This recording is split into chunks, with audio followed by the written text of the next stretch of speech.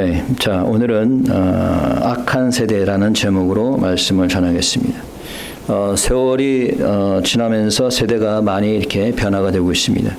제가 담임 목회를 처음 시작할 때만 하더라도 저를 보고 사람들이 신세대 목사라고 했습니다. 이제는 9세대 목사가 되었죠. 제가 신세대 목사라고 부를 때만 하더라도 그 당시 세대를 X세대라는 말이 유행했습니다. 그래서 X세대는 1965년부터 1980년 사이에 태어난 세대를 X세대라고 부릅니다. 우리 교회는 보니까 X세대들이 많은 것 같아요.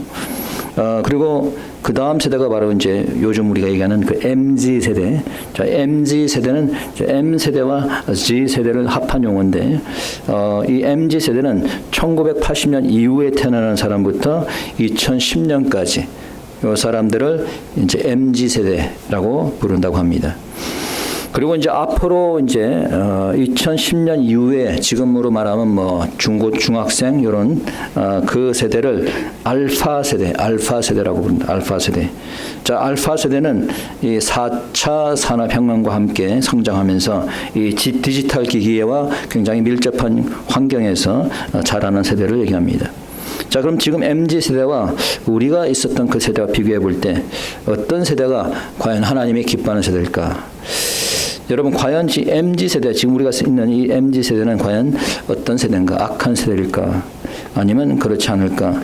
여러분들이 아마 주위에서 일어나는 그런 사건들만 보더라도 대충 짐작을 하실 거라고 생각이 됩니다. 근데 우리가 짐작만 할 것이 아니라 오늘 성경 말씀을 보고 이 세대가 악한 세대인지 아닌지를 분별하는 여러분 되시기 바랍니다. So the generation that lived 30 years ago was called X generation, and the generation that followed by X generation is called MZ generation. The MZ generation refers to the people born between 1965 and 1980. And those people born after 2010 are called Alpha generation. This current MZ generation, do you think is this generation wicked or not? So we can make a rough guess by looking at the things happening around us, but instead of just speculating, I hope you can look at the Bible passage today so that you can determine whether or not this generation is wicked. 자, 그러면 악한 세대라는 것은 어떤 세대를 말하는 것이냐? 첫째, 악한 세대는 표적을 구하는 세대다라고 얘기합니다. 자, 악한 세대는 뭘 구한다? 표적을 구하는 세대다. The first wicked generation seeks and asks for miraculous signs. 자, 이 표적을 영어로 보니까 miraculous sign이라고 하고 있는데 이것은 이제 기적적인, 그러니까 초자연적인 현상을 얘기합니다. 하나님은 물론 기적을 일으키시는 분이시죠. 하나님의 일하는 자체가 기적적인 겁니다. 하나님께서 온 세상을 6일 만에 창조하신 것은 정말 큰 기적이죠. 어떻게 하나님께서 인간을 흙으로 만드셨습니까? 기적적인 일입니다. 어떻게 하나님이 인간의 몸으로 내려오셨습니까? 기적적인 것이죠.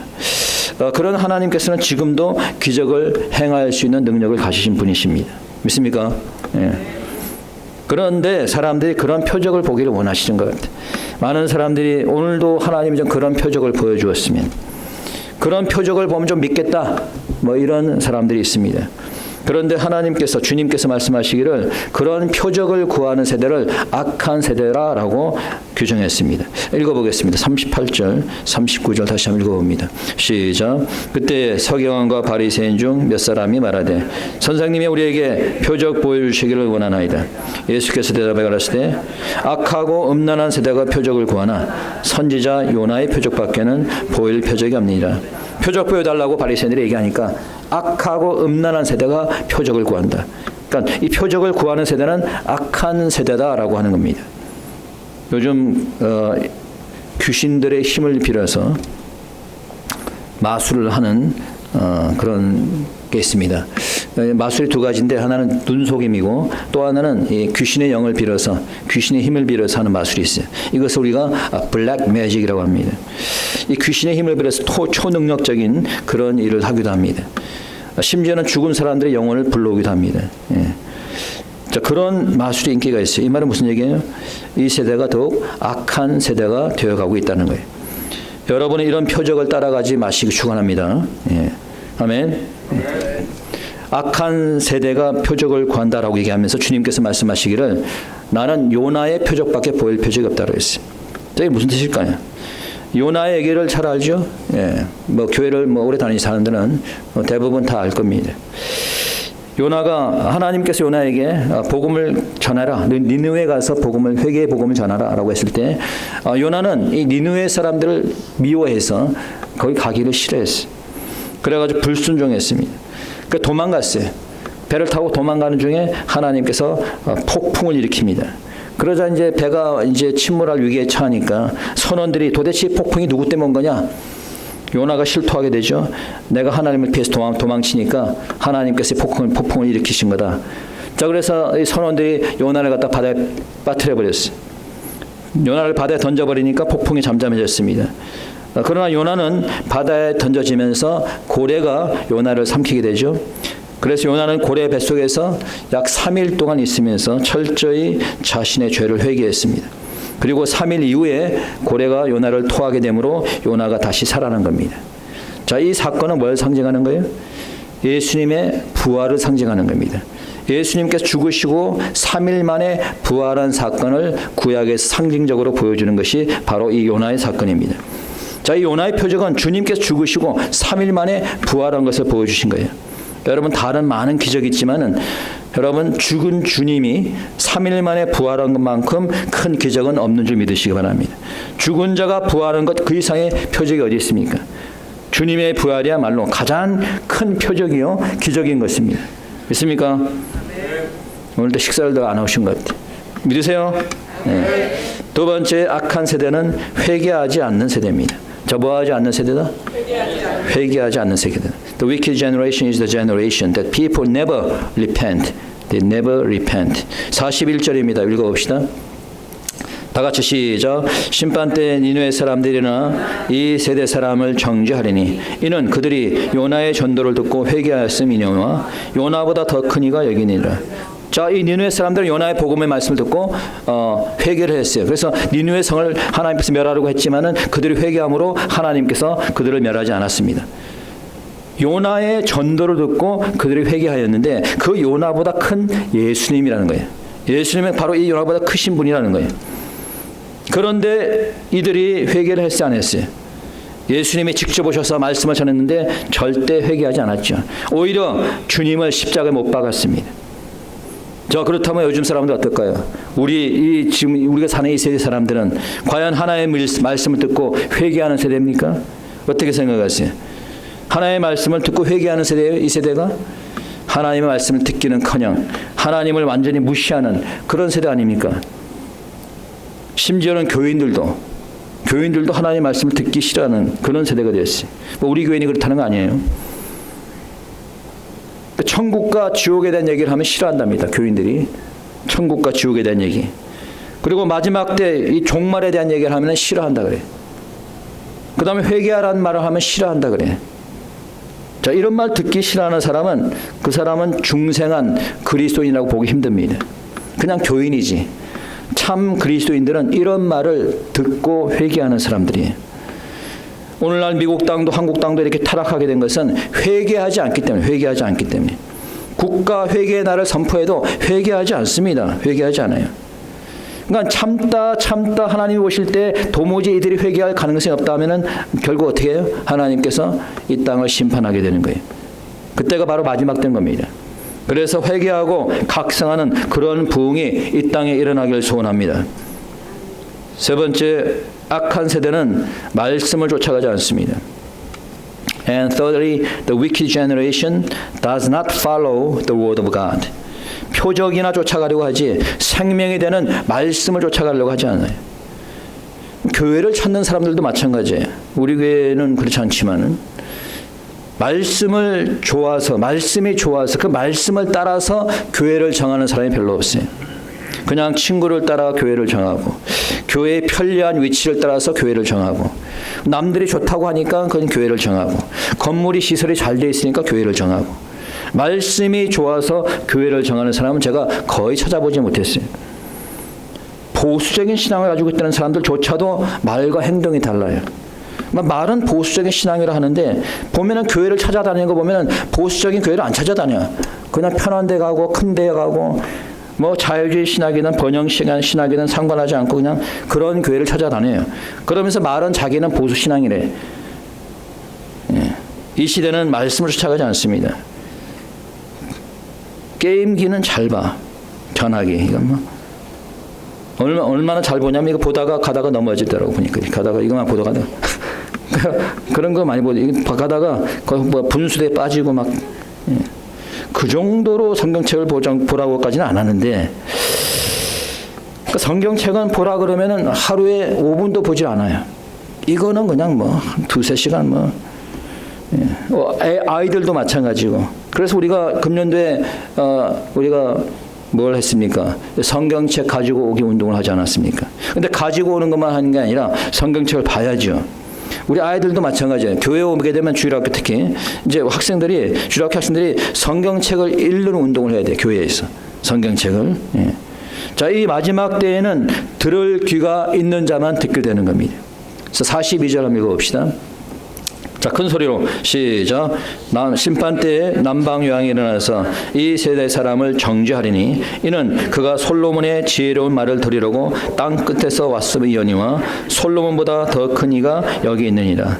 자, 솔로몬 시대에 남방의 스바 요왕이 솔로몬의 지혜의 말씀을 듣기 위해서 그 먼 곳에서 왔다는 거예요. 얼마나 먼 곳에서 왔는지 아세요? 거리가 약 2,000마일이나 되는 거리예요. 2,000마일. 그러니까 솔로몬의 그 지혜의 말씀을 듣기 위해서 여러분 2,000마일을 온 거예요. 그 당시에 비행기가 있습니까? 뭐 자동차가 있습니까? 기껏 해봤자 말 타고 왔겠지. 여러분 같으면 그런 먼 거리를 가겠어요? 솔로몬의 지혜의 말씀을 듣기 위해서 스바 여왕은 2,000마일을 왔다는 거예요. 근데 그 솔로몬보다 더 큰 예수님이 더 크신 분이라는 거예요.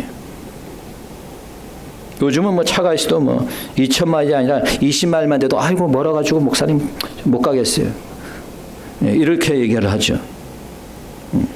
몇 년 전에 제가 한 7, 8년 전에 시애틀에 가갖고 종말론 집회를 인도한 적이 있는데 그때 한 가지 놀라운 것은 이쪽 그 시애틀 쪽에 그 위에가 밴쿠버인가요? 그 캐나다? 밴쿠버에서 이제 권사님이 말씀을 들어오셨어요. 아니 국가를 넘어서 오셨네요. 내가 국경을 넘어 오셨네. 그래서 깜짝 놀랐어요. 근데 이분도 저를 보고 깜짝 놀랐어요. 왜 놀라시나 했더니 자기를 봤다는 거예요. 꿈속에서 며칠 전에. 사실 뭐 가끔 이렇게 멀리서 말씀을 들으시고 오는 분도 있지만은 요즘은 거의 이런 분들을 찾아보기 힘들어요.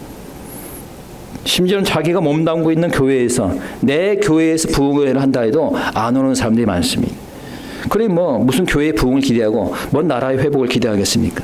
말씀을 듣기 싫어하는 세대, 이 세대가 바로 악하다는 겁니다. 여러분 남방의 수바 여왕이 솔로몬의 지혜의 말씀을 듣기 위해서 2,000마일을 왔는데 그냥 온 게 아니에요. 사례금을 가지고 왔어요. 돈을 가지고 왔어요. 금을 가지고 왔어요. 솔로몬에게 주려고. 금 120달란트를 가지고 왔습니다. 찾아보세요. 성경에.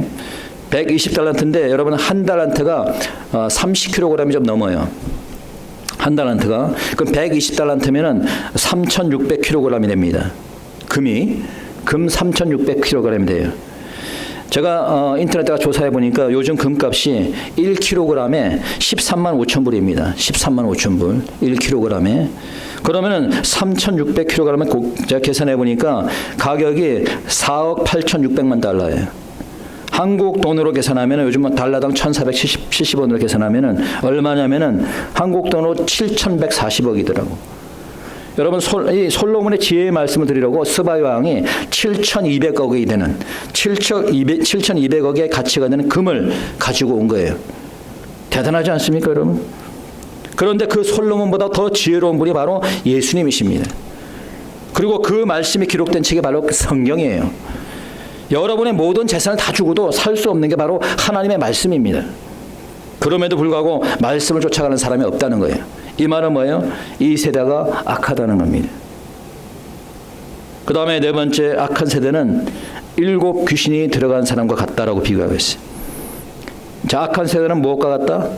일곱 귀신이 들어간 사람과 같다. The fourth, the wicked generation is like the person who is possessed by many evil spirits. 귀신이 하나만 들어가도 악한데 일곱 귀신이 들어갔으니 얼마나 악해졌겠어요. 자, 본문에서 주님께서 일곱 귀신이 들어간 자에 대해서 얘기를 하는데, 자, 본문 내용이 뭡니까? 어떤 귀신 들린 자가 있는데 이 귀신을 쫓아냈어. 이 귀신이 나갔습니다. 나갔는데 귀신이 나가서 이제 다른 데 어디 들어갈까 찾아보니까 들어갈 데가 마땅한 데가 없어. 그래서 내가 나온 이 사람한테 다시 돌아갔더니 보니까 이 자기가 나왔던 데가 제일 편한 거예요. 깨끗하게 정돈이 돼갖고. 그래갖고 나갔다가 다시 들어왔는데 자기 친구 귀신과 다 같이 들어왔어요. 일곱 귀신이 함께 들어간 거예요. 그러니까 전보다 더 악해진 거지. 형편이 더 악해진 겁니다. 여러분 45절입니다. 읽어보겠습니다. 45절 시작. 자, 이에 가서 저보다 더 악한 귀신 일곱을 데리고 들어가서 거하니 그 사람의 나중 형편이 전보다 더욱 심하게 되니라. 이 악한 세대가 또한 이렇게 되리라. 자, 일곱 귀신이 이제 들어가니까 처음 귀신이 하나 들어갔을 때보다 더 이 형편이 악하게 된 겁니다. 자, 어떻게 이렇게 됐을까? 어떻게 일곱 귀신이 들어갈 수 있었을까요? 자, 몇 가지 이유가 있습니다. 첫째는 그 집이 비어 있었기 때문이에요. The house was unoccupied. 귀신이 나가고 돌아보니까 집이 비어 있는 거예요. 여러분 가끔 가다 보면은 여기도 그 한국 사람들이 집이 털리는 경우가 있어요. 요즘은 조금 덜한데 얼마 전만 하더라도 특히 부자 동네 집 털리는 경우가 많이 있었습니다. 근데 이 집 털리는 걸 보면은 그 집 사정을 잘 아는 사람이 이 도둑질합니다. 집주인이 없는 시간을 잘 알아요. 그래서 이 사람이 언제 출근하고 언제 퇴근한다는 걸 다 알아가지고 그 집주인이 없었을 때 들어가고 도둑질을 하는 거예요. 여러분 귀신이 사람 속에 들어가는 것은 집주인이 없을 때 들어가는 거예요. 여러분 우리 믿는 사람의 주인은 누굽니까? 하나님이죠. 성령이세요. 그렇죠? 만약에 우리 안에 하나님이 없고 성령이 없다면 누가 들어오겠어요? 귀신이 들어오겠지. 여러분 이 나라에 하나님이 없으면 누가 득실거리겠습니까? 귀신들이 득실거리겠지. 그렇죠? 그러니까 요즘 보세요. 나라가 돌아가는 거 보세요. 귀신들이 얼마나 득실거립니까 지금. 어떤 분이 이런 질문합니다. 목사님, 우리 믿는 사람도 귀신 들려가지고 귀신이 주인 행세를 할 수 있나요? 그러니까 귀신 들릴 수 있냐 이 말이에요. 믿는 사람도. 답은 예수를 참으로 믿고 중생한 사람은 그냥 교인이 아니라 예수를 믿고 참으로 중생한 그리스도인은 귀신 들리지 않습니다. 왜 그런 줄 아세요? 왜 그런 줄 아세요? 참으로 믿는 사람에게는 누가 거해요? 하나님이 거하기 때문에. 하나님이 거하는데 감히 어떻게 귀신이 들어오겠어요? 들어올 수 없는 겁니다. 그러나 귀신의 공격은 받을 수 있어. 그래서 유혹에 빠질 수도 있고 죄를 지을 수도 있습니다. 그래서 우리는 늘 항상 우리 안에 누가? 하나님이 성령이 충만케 거하게 될 줄 믿습니다. 두 번째 귀신이 들어갔던 이유는 그 집이 소재되었다라고 해요. 소재되었다. 어떻게 되었다? 44절. 자, 그 집이 어떻게 되었다? 비고 소재되었다는. 영어로 보니까 the house was swept clean. 깨끗이 청소가 되었다는 거예요. 여러분 깨끗한 거 좋아하시죠? 저도 깨끗한 거 좋아하는데, 근데 깨끗하다고 다 좋은 건 아니에요. 여러분들 집안 청소할 때 조심하시기 바랍니다. 청소한다고 해놓고 중요한 보석을 버릴 수도 있어요. 제가 옛날에 오래전 얘기인데 보험회사에서 리베이트 돈 책이 온 게 있어요. 그때 거의 한 500불 이상 왔는데 보냈다는 거야. 그러니까 알고 보니까 내가 보냈는데 그걸 갖다 버린 거예요. 그냥 이제 여러분도 알다시피 보면 매래 보면은 뭐 그냥 광고 매래 대부분이잖아. 그러니까 뭐 대충 아는 거 외에는 다 버려버리는 거지 이렇게. 그러니까 다 버린 거야 그걸. 그러니까 이제 날아가 버린 거죠. 돈 온 게. 그러니까 소재를 하더라도 나쁜 것들만 버려야 되는데 필요한 것까지 다 버려버린 것이지. 우리 안에 말씀도 버려버리고 하나님의 사랑도 버려버리고 소망도 버려버리고 믿음도 다 버려버렸으니 누가 들어오겠어요? 귀신이 들어오지. 그래서 우리는 늘 항상 말씀으로 채우고 성령으로 채우고 은혜로 채워야 되는 겁니다. 세 번째 보니까 수리가 되었다고 했어요. 수리가 되었다. 저게 한국말 성경에 조금 번역이 잘못되었는데 영어로 보니까 put in order라고 돼요. put in order. 이 말은 정돈이 되었다는 거예요. 정돈을 되었다는 정돈이. 여러분 질서 있게 정돈을 잘하는 건 좋은데 어떻게 보면 차라리 정돈 안 하는 것이 나을 수도 있을 때가 있어요. 옛날에 우리 저기 사모가 아내가 저를 위해서 책상 정돈을 가끔 해줬어요. 근데 정돈을 해주는 건 좋은데 자기 마음대로 해가지고 도대체 내가 받은 책이 어디 있는지, 이거 내가 있던 그 USB가 어디 갔는지 뭐 알 수가 없는 거예요. 그래갖고 제가 뭐라 그랬어? 아니 왜 정돈을 하면 이게 그랬더니 그 다음부터 정돈을 안 하더라고. 괜히 얘기했어. 그 다음부터 막 계속 안 하죠 정돈을. 여러분도 말 조심해서 하세요니까. 그때 기분 나빠도 확 얘기해버리면 평생 후회하는 일이 생길 수 있습니다. 자, 여러분 무슨 얘기입니까? 질서 있게 정돈을 하고 수리를 해도 누구의 방식대로 해야 되는 거예요? 하나님의 방식대로 정돈을 해야 되는 거예요. 하나님의 방식대로. 여러분 미국의 정치인들 중에서 뭐 조지 부시 대통령이라든가 클린턴, 오바마 이 사람들의 연설을 들어보면은 공통적으로 하는 얘기가 있습니다. 그게 뭔지 아세요? NWO, New World Order, 새로운 세계 질서를 세우겠다는 거예요. 그동안 세계를 이끌었던 질서는 이제 오래되었으니까 이 새 시대에 맞는 새로운 세계 질서를 세우겠다는 거예요. 뭐 언뜻 들으면은 그럴듯하죠. 그런데 그 질서는 여러분 하나님의 질서가 아닙니다. 오히려 하나님을 떠나서 세상적인 마귀적인 질서를 세워서 세상을 자기네들이 통제하겠다는 거예요. 여러분 아무리 새로운 세계 질서를 세워도 하나님의 방법대로 세우지 않으면 이건 악한 겁니다. 하나님을 섬기고 하나님의 말씀에 따르는 질서를 세워야지. 그렇게 정돈이 돼야지. 그래야지 바른 가정이 되고 그래야지 바른 사회 되고 그래야지 바른 나라가 되는 줄 믿으시기 바랍니다. 요즘 우리가 AI 시대에 살고 있습니다. 2022년에 챗GPT가 나오면서 일대 큰 변화가 일어났어요. 너도 나도 지금 뭐 AI 경쟁에 들어갔습니다. 요즘은 뭐 구글에서 제미나이라고 챗GPT와 경쟁을 하고 있는데 뭐 어떤 사람은 뭐 제미나이가 더 낫다 이렇게 얘기하는 사람도 있어요. 근데 문제는 누가 그 플랫폼을 만들었느냐. 그게 중요합니다. 우리가 AI를 무조건 믿어서는 안 되는 거예요.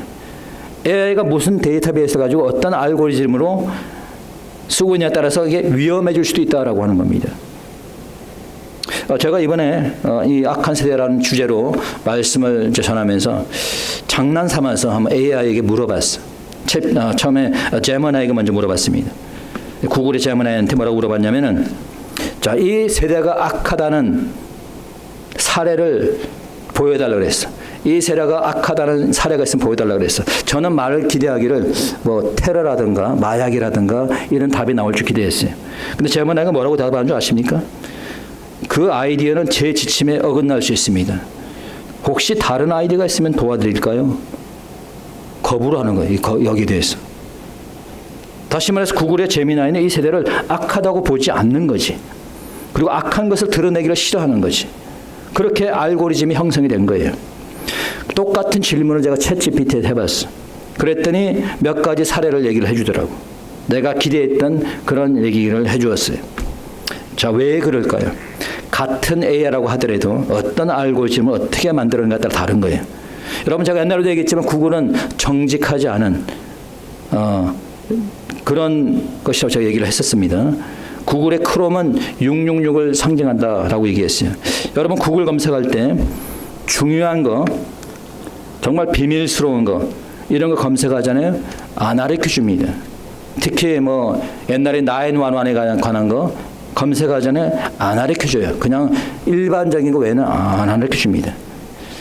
그래서 제가 옛날에 이야기를 구글 검색창 대신에 뭐 덕덕고라든가 뭐 다른 검색창을 여러분들이 사용하라고 얘기한 적이 있습니다. 여러분 AI를 때에 따라서 유용하게 쓰는 건 좋아요. 그런데 거기에 너무 의존하지 마시기 바랍니다. 특히 영적인 부분은 의존해서는 안 되는 거예요. 특히 젊은 목사들한테 경고합니다.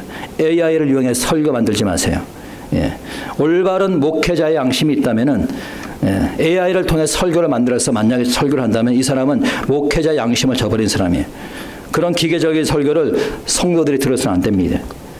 여러분, AI는 세상적인 것이기 때문에 때로는 유용한 정보를 주기도 하지만은, 그러나 영적인 부분에 있어서는 우리가 AI를 기대할 수 없는 겁니다.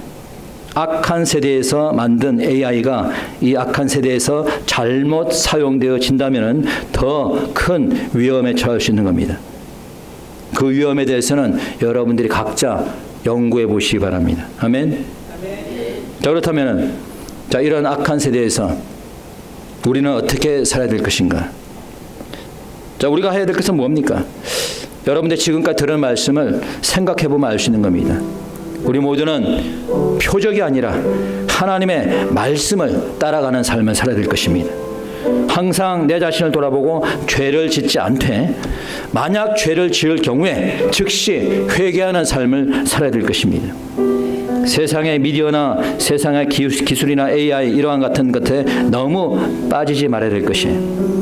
그리고 사탄 악한 마귀의 영이 틈타지 못하도록 우리 안을 하나님의 말씀으로 채우고 성령의 충만한 삶으로 살아가는 여러분 되시기 바랍니다. 그래야 할 때 우리는 이 악한 세대 속에서 정결함을 지키며 바른 신앙의 삶을 살아가게 될 줄 믿습니다. 이 시간 우리 말씀 생각하시면서 다 같이 함께 통성으로 기도드리도록 하겠습니다. 기도합시다.